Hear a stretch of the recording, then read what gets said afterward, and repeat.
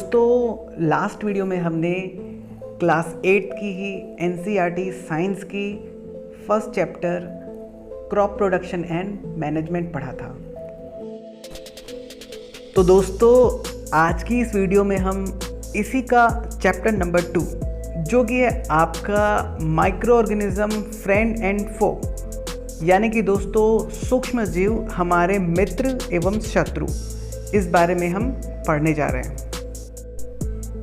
सबसे पहले है दोस्तों what is micro organism. Micro organism is a small living organism which we can't see through our open eyes. यानी कि दोस्तों माइक्रो ऑर्गेनिज्म या फिर सूक्ष्म जीव वो छोटे से छोटे जीव होते हैं जिन्हें हम अपनी खुली आंखों से नहीं देख सकते।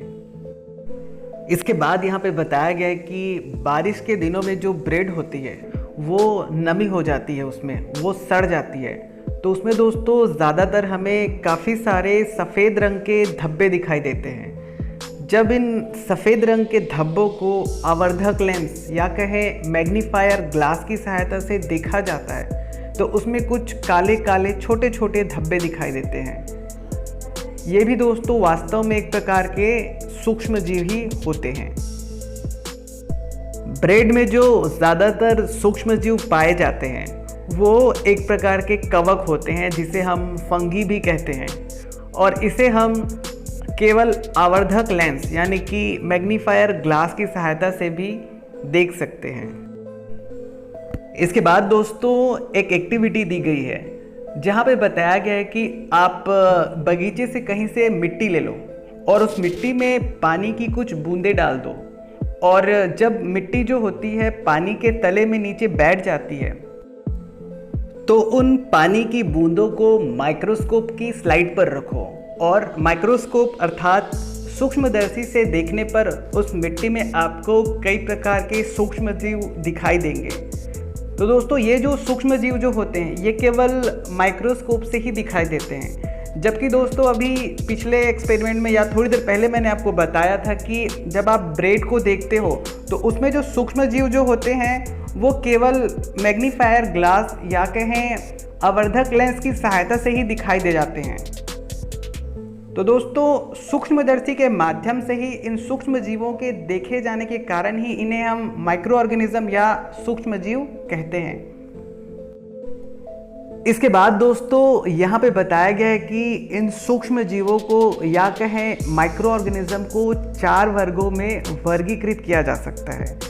पहला है आपका बैक्टीरिया यानी कि जीवाणु, दूसरा है आपका फंगी यानी कि कवक, तीसरा है आपका प्रोटोजोआ, और चौथा है आपका शैवाल यानी कि एल्गाई। इसके बाद है दोस्तों आपका वायरस, जिसे हम हिंदी में कहते हैं विषाणु। दोस्तों एक वायरस तो अभी चल ही रहा है जिसे आप अच्छे से जानते हैं, और वायरस को लेकर के मैंने एक सेपरेट वीडियो मेरे दूसरे चैनल अनबिलीवेबल नॉलेज में मैंने बनाया है, और उसका नीचे डिस्क्रिप्शन में लिंक है, जा कर के आप वहाँ से देख सकते हो। तो दोस्तों वायरस जो होता है जिसे हम विषाणु भी कहते हैं, ये वो सूक्ष्म जीव होते हैं जो किसी दूसरे जीव की शरीर में क्या करते हैं, वृद्धि करते हैं, उसमें बढ़ते हैं, ग्रो करते हैं। ये जो वायरस या फिर विषाणु जो होते हैं वो पौधे एवं जंतु कोशिका में ही अधिकतर वृद्धि करते हैं। कुछ सामान्य बीमारियां जैसे कि कोल्ड या सर्दी या जुकाम और इन्फ्लुएंजा तथा कफ यानी कि खांसी भी वायरस या विषाणु के कारण ही फैलने वाली बीमारी है। कुछ गंभीर बीमारियां जैसे कि दोस्तों पोलियो, खसरा जिसे हम चिकन पॉक्स भी कहते हैं, ये भी दोस्तों वायरस यानी कि विषाणु के द्वारा फैलने वाली एक बीमारी है। जबकि दोस्तों बीमारी जैसे कि डायसेंट्री या अतिसार जिसे हम दस्त भी कहते हैं, और मलेरिया, ये दोनों बीमारी प्रोटोजोआ के कारण फैलने वाली बीमारी है। इसके साथ ही टाइफाइड और ट्यूबरकुलोसिस जिसे हम टीबी कहते हैं शॉर्ट में, और क्षय रोग भी कहते हैं, ये बैक्टीरिया के कारण फैलने वाली बीमारी है। इसके बाद दोस्तों, जैसा कि आप इस चित्र में देख सकते हो, बताया गया आपका कि where do micro organisms live, यानी कि दोस्तों ये जो माइक्रो ऑर्गेनिज्म होते हैं या जो सूक्ष्म जीव होते हैं वे असल में रहते कहाँ हैं। सूक्ष्म जीव या कहें माइक्रो ऑर्गेनिज्म या तो वे सिंगल सेल यानी कि एक कोशिकीय जीव होते हैं, जैसे कि बैक्टीरिया और कुछ एल्गाई और प्रोटोजोआ। एल्गाई मतलब दोस्तों कवक, और कुछ जो माइक्रो ऑर्गेनिज्म या कहें सूक्ष्म जीव जो होते हैं वो मल्टी सेलुलर होते हैं या कहें बहुकोशिकीय जीव होते हैं, जिसमें भी कुछ एल्गाई और कुछ फंगी आते हैं। एल्गाई मतलब कवक दोस्तों, इसका मतलब ये है कि ये जो एल्गाई जो होता है वो एक कोश की भी होता है और बहुकोश की भी होता है। और फंगी का अर्थ होता है दोस्तों आपका फफूंद। दोस्तों ये जो सूक्ष्म जीव होते हैं वे सभी प्रकार की परिस्थितियों में रह सकते हैं, जैसे कि बर्फ की तरह ठंडी मौसम में और बसंत ऋतु की तरह गर्म मौसम में, और मरुस्थल की तरह रेतीले स्थान में और दलदल वाले मार्शी लैंड में भी ये सूक्ष्म जीव आसानी से रह सकते हैं।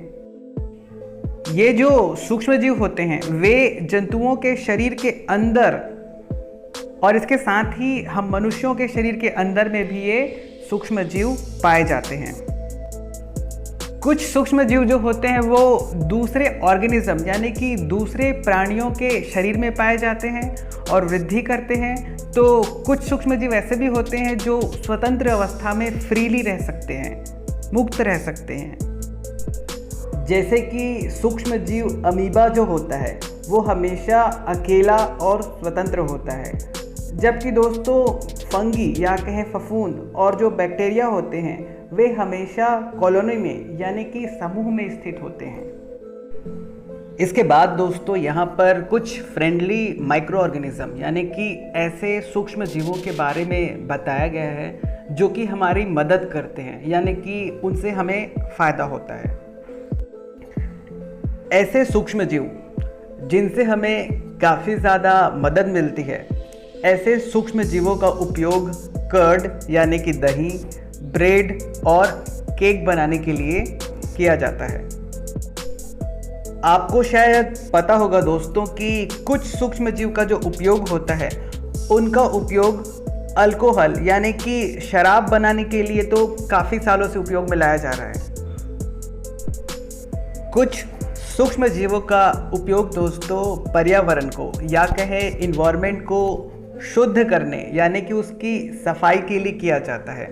जैसे कि दोस्तों हमारे जो कार्बनिक जो खराब पदार्थ होते हैं जिसे हम इंग्लिश में ऑर्गेनिक वेस्ट कहते हैं, जैसे कि सब्जियों के छिलके या वेजिटेबल पील्स और कुछ जंतुओं और जो अवशेष होते हैं हमारी बॉडी से जो खराब पदार्थ निकलते हैं, ये सब जो चीज़ें होती हैं वो बैक्टीरिया के द्वारा यानी कि जीवाणु के द्वारा ऐसे पदार्थों में कन्वर्ट कर दिए जाते हैं सड़ा करके, जिनसे जो अंत में पदार्थ होता है वो हानि रहित होता है, यानी कि उससे कभी भी पर्यावरण को बिल्कुल भी नुकसान नहीं होता है। नहीं तो दोस्तों यही सड़े गले पदार्थ अगर ऐसे ही रह जाते हमारे आसपास तो शायद हम चैन से नहीं जी पाते। सूक्ष्म जीवों का उपयोग दोस्तों दवाइयों के निर्माण में भी किया जाता है। और दोस्तों हमारे पिछले पार्ट में हमने ये भी जाना था कि जो सूक्ष्म जीव जो होते हैं वो मिट्टी की जो उर्वरकता या कहें सॉइल की जो फर्टिलिटी होती है उसे बढ़ाने का काम करते हैं, और इसके साथ ही पौधों की जड़ों में नाइट्रोजन को फिक्स करने का काम करते हैं। इसके बाद दोस्तों यहाँ पे दही यानी कि कर्ड और ब्रेड का बनना इनके बारे में बताया गया है, जो कि लिखा हुआ है making of curd and bread. दही में अनेक प्रकार के सूक्ष्म जीव पाए जाते हैं। इनमें से जो बैक्टीरियम लैक्टोबैसिलस नाम का जो सूक्ष्म जीव जो होता है, इसकी वजह से ही दही का निर्माण होता है। ये जो सूक्ष्म जीव होते हैं वे दूध में अधिक से अधिक मात्रा में वृद्धि करते हैं और इन्हीं की वजह से ही दही यानी कि कर्ड का निर्माण होता है। इसी तरीके से दोस्तों बैक्टीरिया का उपयोग चीज़, पिकल्स यानी कि अचार और काफ़ी सारे खाद्य पदार्थों या कहें फूड आइटम्स के निर्माण में किया जाता है। इसके साथ ही रवा यानी कि सूजी, इडली और भटूरे के निर्माण के लिए जो उपयोग किया जाने वाला महत्वपूर्ण पदार्थ है वो होता है आपका दही, जो कि जैसा कि मैंने बताया कि लैक्टोबैसिलस नामक सूक्ष्म जीव के कारण यानी कि उस जीवाणु के कारण ही बनता है। और दोस्तों जब ब्रेड का निर्माण किया जाता है तो आटे में थोड़ा सा यीस्ट पाउडर मिलाया जाता है और ये जो यीस्ट पाउडर जो होते हैं वो वहाँ पे वृद्धि करते हैं और वृद्धि करके कार्बन डाइऑक्साइड छोड़ते हैं श्वसन की क्रिया के दौरान या कहें रेस्पिरेशन की क्रिया के दौरान।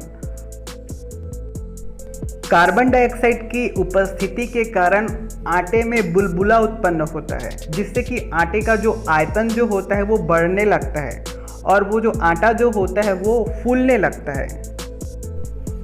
आयतन का अर्थ होता है दोस्तों वॉल्यूम, और इसी प्रक्रिया को आधार मानकर ही जो बेकिंग इंडस्ट्री होती है वहाँ पे ब्रेड, केक और पेस्ट्री जैसे उत्पादों का निर्माण किया जाता है। दोस्तों अल्कोहल यानी कि शराब की जो खुशबू होती है या कहें उसकी जो महक होती है वो चीनी के कारण होती है। चीनी यानी कि शुगर को यीस्ट नाम का जो सूक्ष्म जीव होता है वो उसे अल्कोहल में परिवर्तित कर देता है और चीनी के अल्कोहल में जो परिवर्तन होने की जो क्रिया होती है उसे हम कहते हैं किण्वन, और इसे इंग्लिश में कहा जाता है फर्मेंटेशन। और दोस्तों किण्वन यानी कि फर्मेंटेशन की प्रक्रिया की खोज सन 1857 में लुइस पास्चर नाम के वैज्ञानिक के द्वारा की गई थी। तो दोस्तों आज के लिए बस इतना ही। मिलते हैं इस वीडियो के एक नए पार्ट में, और वीडियो कैसी लगी नीचे कमेंट के ज़रिए हमें ज़रूर बताइए और इसे अधिक से अधिक अपने सभी दोस्तों, बच्चों तक शेयर कीजिए। मिलते हैं दोस्तों ऐसी एक नई वीडियो के साथ, तब तक के लिए दोस्तों नमस्कार।